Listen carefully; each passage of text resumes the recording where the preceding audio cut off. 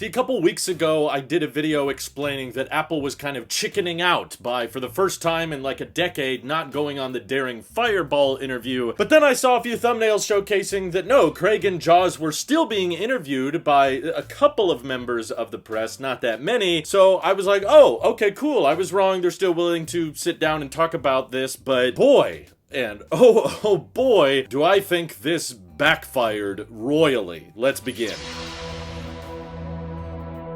You know, for a while now, I've been kind of throwing Craig under the bus a bit for being the guy who kind of disappoints us with software year after year, you know, the stability issues or not delivering on features. But these interviews were quite telling. I mean, they say nothing, but also everything at the same time. It's clearly very scripted, very calculated. There's always these questions that they give vague answers to, and you can tell they've been trained, mostly Craig, by Jaws, I think, to answer in very specific ways, how they have two different versions of the more personalized Siri, and that version 2 was just not quite up to the high bar we set for Apple products. Classic PR marketing mumbo jumbo. It's like the easiest way to brag about yourself while saying we also are missing a timeline. But I gotta hand it to him, Craig is doing a fantastic job considering how harsh Jaws is in all of these interviews. My god, Greg Joswiak is like the police in these interviews. He is just straight-faced, cold, dead in the eyes, locked in, focusing on Craig, saying, don't say anything that goes off script. You know what you're allowed to say, and you know what you can't say. And I don't know about you guys, but to me it just comes across really disingenuous. Like, it comes across as calculated and cold, and pretty much the only question it seems Jaws wants people to ask is, wow, I love liquid glass. Can you tell me why I should love it even more? Like, they only want the softballs. If you really want a harsh interview, the Wall Street Journal one, I don't even think the entire one's been posted yet, but man, she leans into them really hard, but it is justifiable considering the circumstances. Siri should be as good, if not better, than the competition. Oh, and I think ultimately it should be.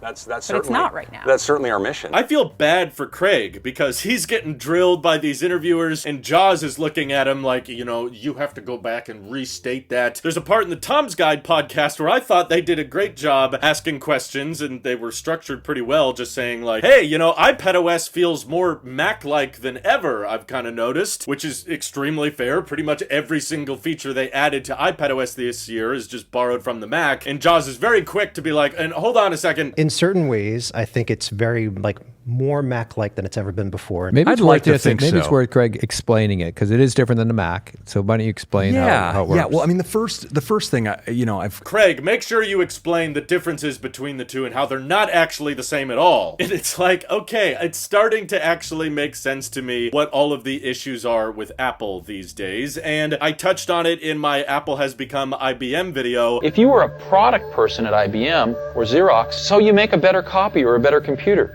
So what?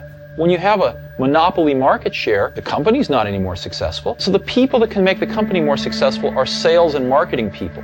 And they end up running the companies. And the product people get driven out of decision-making forums. And the companies forget what it means to make great products. It all comes down to expectations, and that's what I'm starting to notice in these interviews. Apple has their shortcomings when it comes to delivering on software and overpromising on certain features, but that's not inherently an issue with the software team. That's not exactly Craig's fault. I would argue that's actually more of an expectation and marketing failure from Apple to overpromise, and let's start unveiling things next dub that are not even close to being ready yet. And I don't personally buy this excuse that feels very scripted, very calculated by Jaws and the marketing team, that, well, when people ask about why it's taking so long to get the more personalized Siri, which was announced now over a year ago, and now in these interviews they're saying, oh, yeah, we don't want to put a date on it until we have a real reliable version of it running internally at least. In the Tom's Guide guys were like, well, does that mean 2026 or does that mean later 2025? And Jaws basically says, well, that's what we said in the video. So instead of like an actual release date, is it okay to say 2026, or is that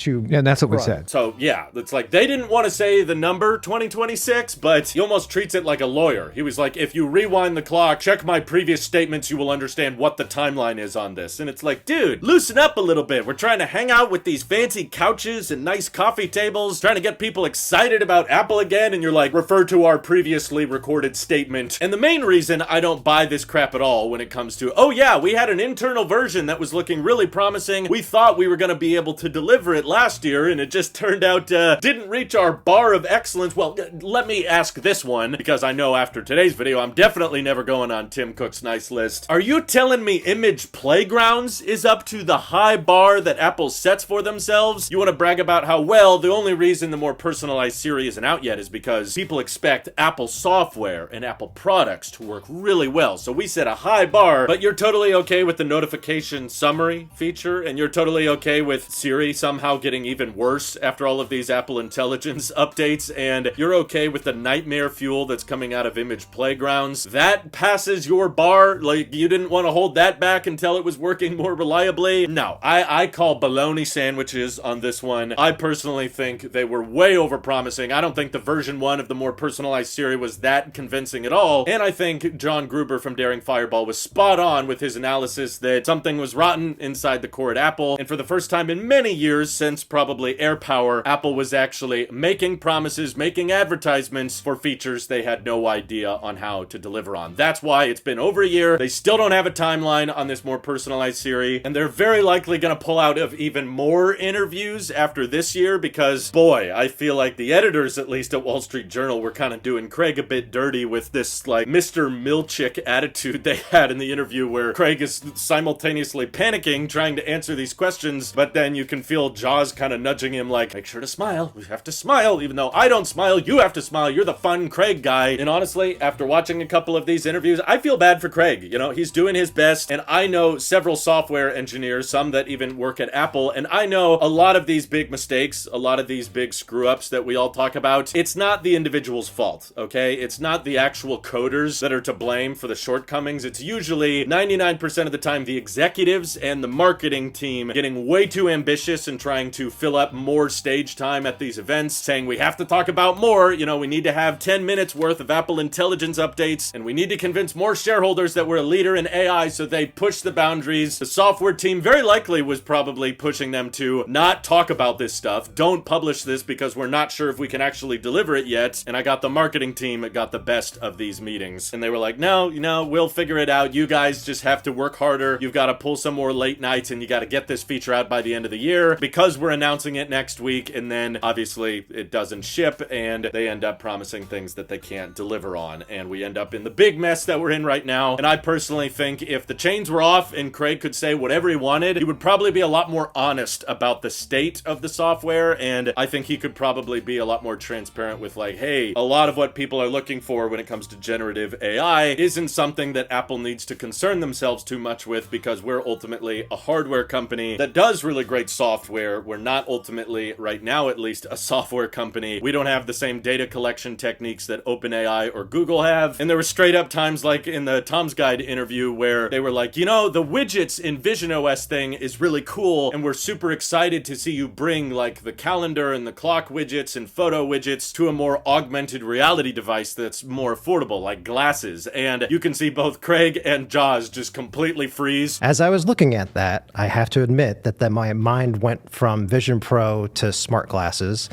And I know you can't talk about future hardware. You know, what's next for the platform, and how do you get more people to enjoy it and experience it?